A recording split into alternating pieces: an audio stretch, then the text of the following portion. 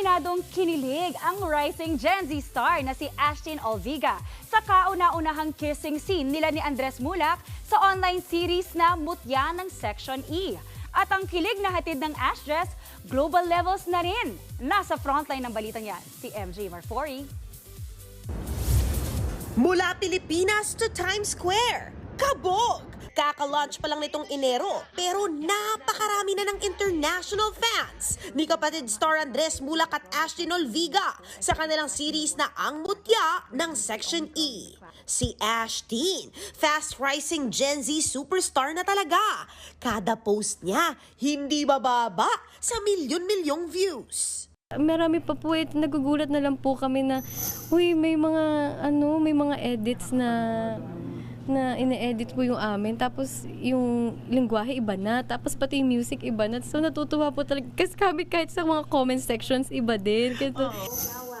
Pero alam nyo ba, 2016 pa nagsimula sa showbiz si Ashtin nang ma-discover siya sa Born to be a Star. Kaya naman blessing in disguise daw talaga ang mutya ng Section E. Proof yan na hard work and patience pays off. Bago po magmutya, 7 months po akong walang work noon. So nasa province lang po ako noon. Quezon Province po. Tapos parang, pero okay naman ako noon. Pangarap din kasi ni Mami din to for me. Oo, yun yung sasabi mo. And bukod po doon, syempre ako gusto ko din po talaga to ginagawa ko. Gayun nga, di na magkanda-ugaga si Ashtin sa pagka-busy ng kanyang schedule. Just recently, nag-guest na rin siya sa TV5 sitcom na The Purse Family.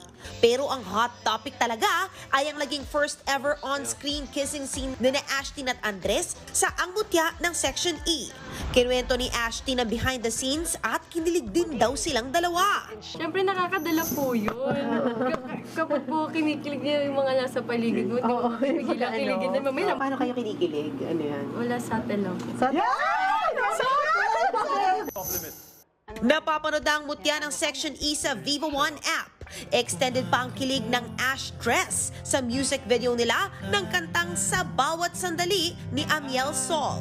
Nagbabalita mula sa Frontline, MJ Marfori, News 5. Mga kapatid, ito po ang inyong K-Alaman Queen, Kalad Karen. Always remember na ang K-Alaman ay K-Yamanan. Kaya para sa latest showbiz news at dagdag impormasyon, mag-follow at mag-subscribe sa social media pages ng News 5. Okay?